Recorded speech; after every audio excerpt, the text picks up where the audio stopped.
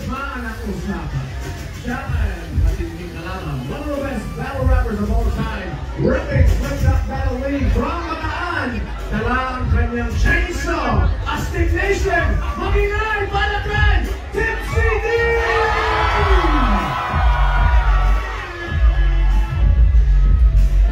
Alright. Dumayo ang Joker ng rap battle scene. He's the most viewed battle rapper of all time. Rapping Flip-Top Battle League at Real Talks Holding Gary from Pampanga. Astig Nation, Silvio!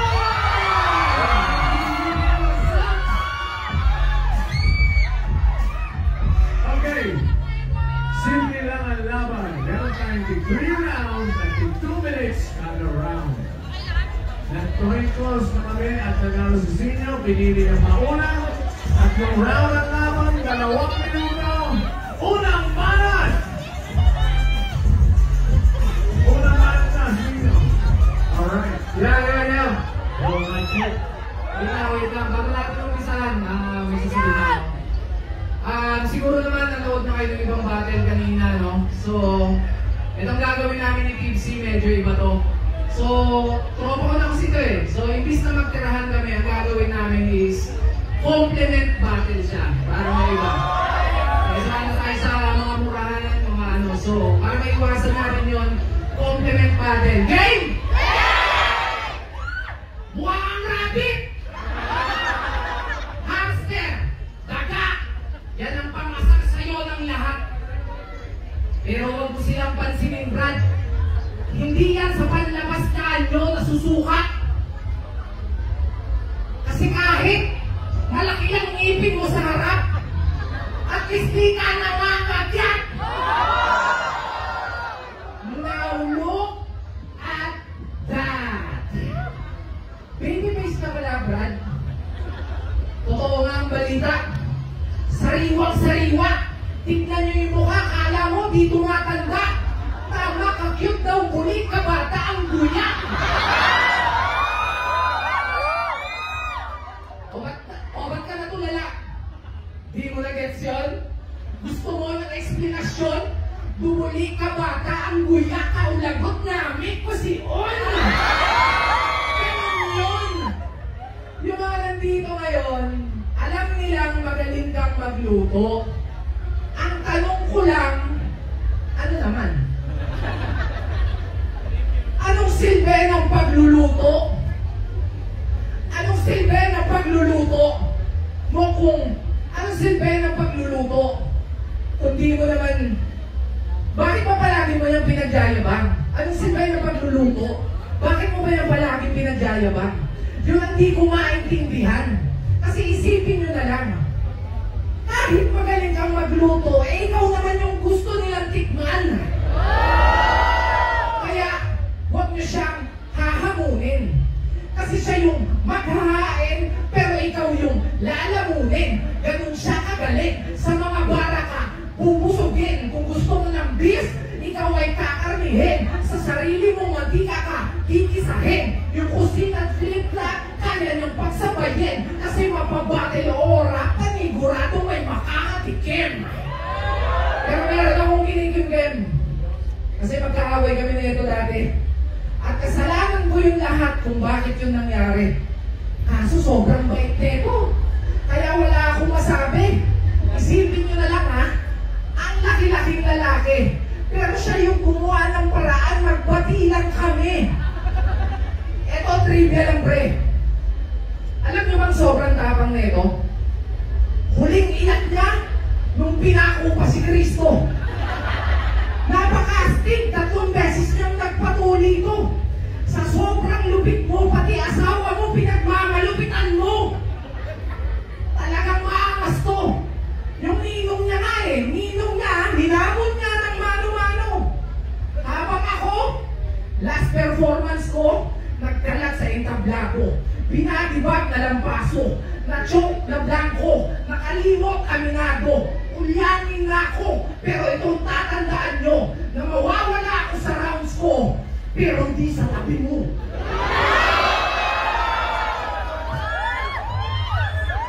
Yeah!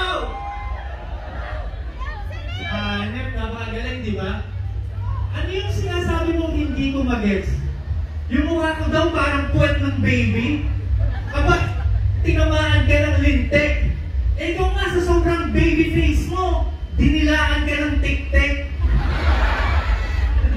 Hindi lang face ang baby, pati pototoy niyan. Kaya kapag umiihi, hindi pa sanay. Ang itlog mo daw, bugday kagamay. Pero ito, real talk. Kung hindi dahil kay Sinyo, wala ako dito. Salamat, sinabit mo ko sa guesting mo. Nung nalaman niya kasing gaganapin to sa City of Smiles, bigla niya naalala yung ngipin ko. Kaya naman sa wakas, nasilayan ko din ng gagandahang Bacolod people! Bilang gante sa kanyang inasal, mamaya tuhog siya sa isol. Pero, si Sinyo, ang pinakamabait na taong kilala ko. Parang sugo. You are chosen. Minsan may nakalimos sa kanyang homeless, binigyan niya ng ulam. Yung frozen. Sobrang bait nito, hindi niya sumasagot ko eh. Sa kalagitnaan ng fist fight, yung mga matatanda, tinutulungan niyang tumawid habang naka-green light. Pero pati sa akin, mabait tong si Sinyo. Pinagdasal niya nga na sa huwag bumagsak yung sinasakyan kong aeroplano, tapos niyakap ako ng tight. Grabe, kinilig pa ako ng sobra, tapos malalaman ko, sabay lang kami ng flight. concern na Mr. Sisinyo para sa kaalaman ng lahat. Yung misis niya, binigyan ng anting-anting tanda ng pag-ibig niya. Pagdating namin sa Naiya, para di malaglag bala, ikinuwintas niya sa misis niya. Hindi lang sa tao, pati sa hayop, mabait tong si Sinyo. Tinuturing niyang importante. Sobra niyang sweet yung aso ng kapitbahay, pinakain niya ng tsokolate. Bilang kabangpangan, yung pag-ibig ni Sinyo, yung pagiging mahilig ni Sinyo sa mga aso, hindi niyo kayang gawin. Hindi niya lang basta inaalagaan yung aso, kinakain niya din. At si Sinyo, ang taong hindi marunong magsinungaling. Alam niyo ba, hindi ko pa natitikman ng inasal sa Bacolod? Sabi ni Sinyo, masarap daw. Totoo ba? O teka, ba't parang mahina? Masarap ba ang inasal sa Bacolod? Aba, hindi nga nagsisinungaling si Sinyo. Masarap daw kahit yung mantika. Sobrang sarap, kalasa daw ng inasal sa Manila.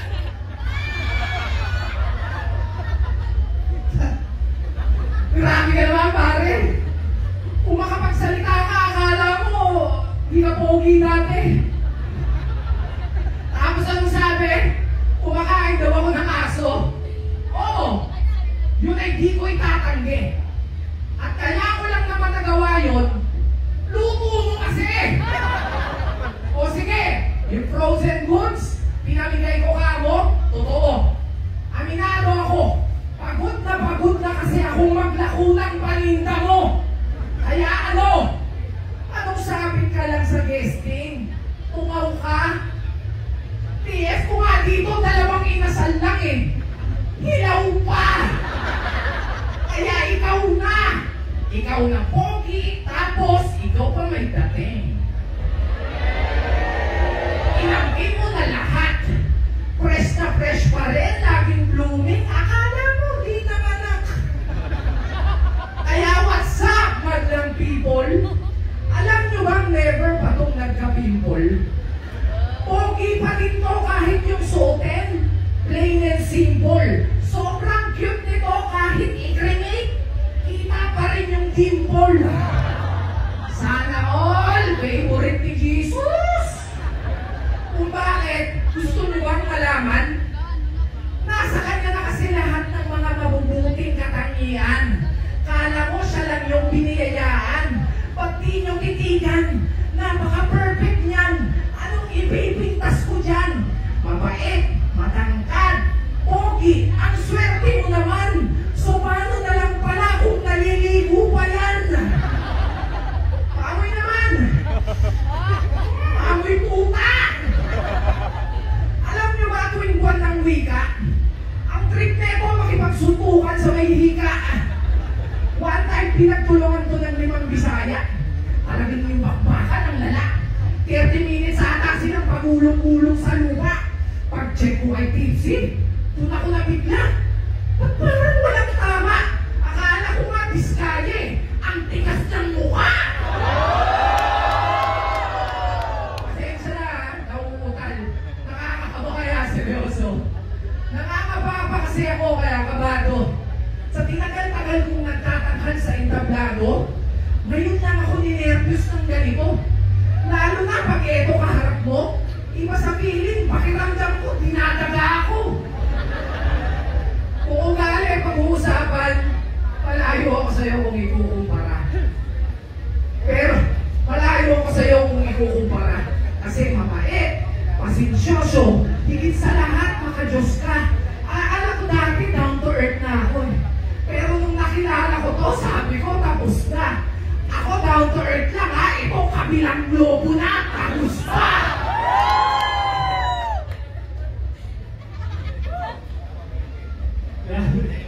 Oh, sige, inangamin ko. Yung aso niluto ko. Pero, nagkusa lang talaga yung alaga niya si Joven. Ang galing niya kasi mag-alaga eh. Tinuturuan niya ng mga tricks, yung tipong close at open. Kaya sinubukan ko. Aba, totoo nga. Legit at proven. Pagbukas ko ng pinto, yung alaga niyang aso, pumasok sa oven. Grabe naman.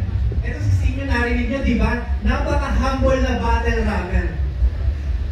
Para lang sa kaalaman ng lahat, binigyan niya ng partida si Namot at Looney.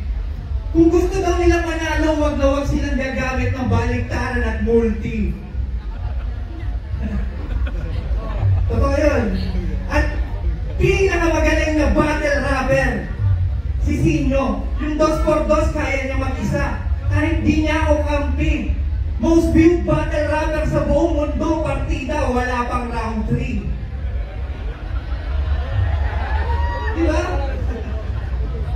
Kaming lahat nasa pagalingan pa. Siya nasa pasarapan na ng buhay. Saksi po ako dyan sa liga. Pag may battle siya sa flip top, siya pa nagbabayad ng TF kay Enigma. Grabe. Talagang malalapitan. Kapag nagigipit ako, siya lang ang aking tatawagin.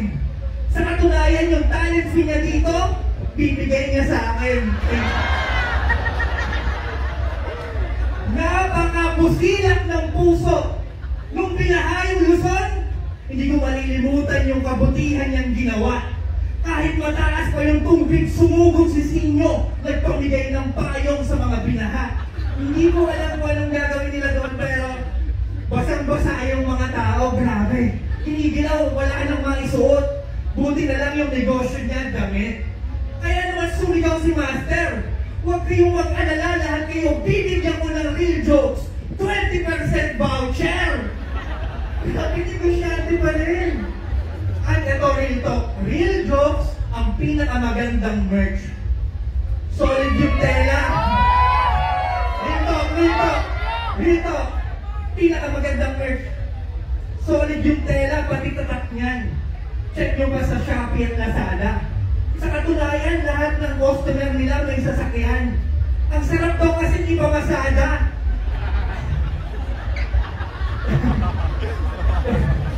Pero, proud real jokes user here. Lagi po ako naka-real jokes pag may battle ako sa Manila. Trip na trip ko kasing pinagkakamalan akong mahina. Anong akala mo? Magpapatawa lang ako dito? Gugupitin lahat ugat. Gamit ang kutsilyo. Tatalupan lahat ng balat. Hanggang sa magtusino. Paparamdam sa'yo lahat ng paet. Hanggang sa magdeliryo. Ganyan ang gagawin ko pag may nanakit sa best friend ko si Sinyo. Alright, round 3. Ako daw, yung most viewed na walang third round. Eh, di ba? Tingin mo sa sinabi mong yon, masasaktan ako at aayaw. Wala akong pake sa mga sinasabi mo at binibitaw. Mawala ngayang round 3 ko, buhay! Basta huwag ikaw.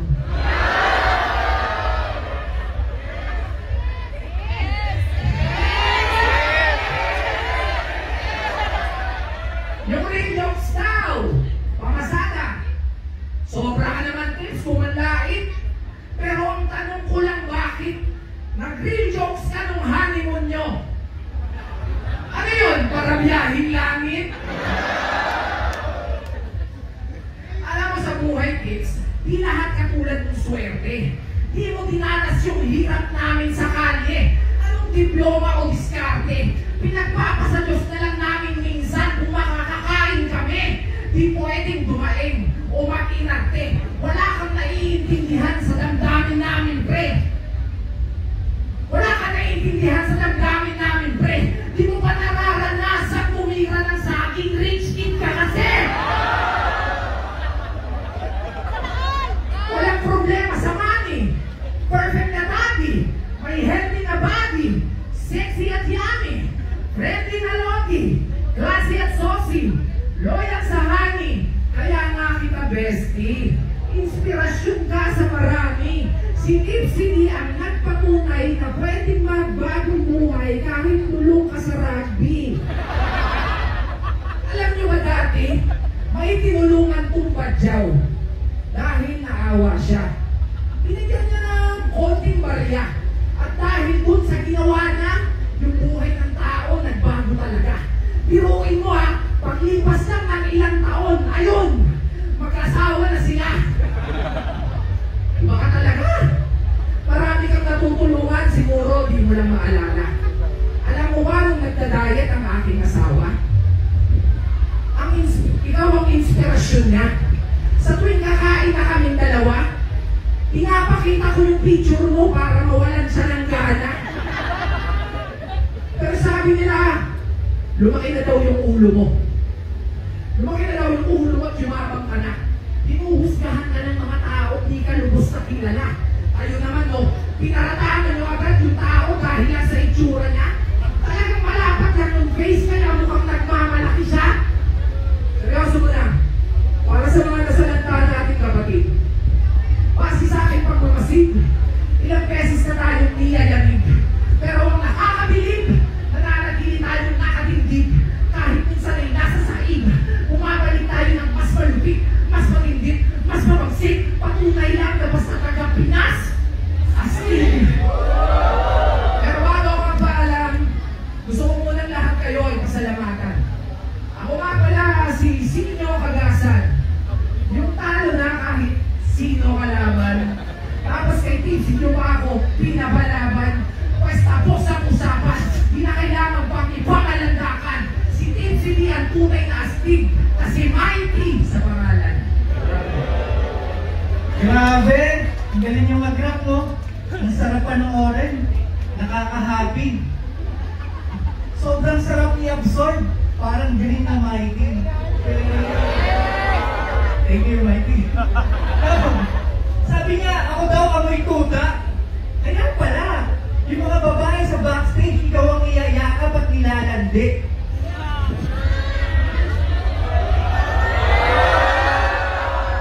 Tapos malaman ko, trip na trip daw kasi nila yung amoy maasim na anse. Iba talaga apel ng Joker, no? Mas cold pa sa Ice Baby. Sobrang lakas ng dating nung pumunta siyang The Ruins na akit niya pati White Lady. Mas Pinoy, mas astig. Yan ang tunay na adhika. Parang si Sinyo, totoong tao. Pantay-pantay ang tingin niya sa lahat ng likha. Naalala ko tuloy nung bumayahin kami sa bus. Nang biglang may sumakay na matanda. Dali-daling tumayo si Sinyo at binigay ang upuan niya sa bakla. Malambot talaga yung puso ni Sinyo sa mga gays. Lalo na sa mga baklang kapuspalad. Minsan nahuli ko sa sulok ng sinihan niya kasamang bating. Siya pa yung nagbabayan. Hindi nang didiscriminate ng LGBT. Dapat kang tularan, homeboy. Kita nyo naman yung DPD pumartner sa Tipsy na tomboy. Well, anyway, bilib talaga ako sa diskarte ni Sinyo. Kita nyo naman, oh, ang layo na lang narating sa buhay. Merong magandang bahay at 2 kotse. Isang pang pamilya, isang pang babae. Kasi kulay pink, kaya pang babae na daw. Pero down to earth pa din, kahit marami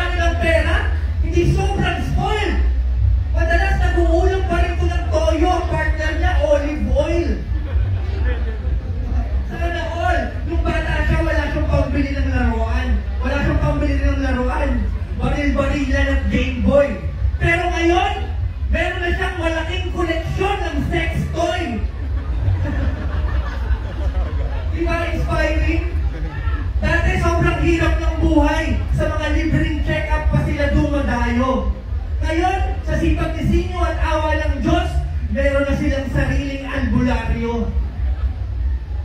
Pero ang totoo, masaya ako sa narating naming dalawa. Dahil sa talento, nakapunta kami ng Bacolod at naimbita. Maraming salamat po sa biyaya. Napakasarap ng inasal KBL at biyaya. Ipagsisigawan ko yan sa buong kontinent. Napakaganda sa Bacolod, kayo dapat ang ino-compliment. Maraming salamat po. Siyempre, bago tayo matapos, hindi naman pwedeng ganun-ganun lang.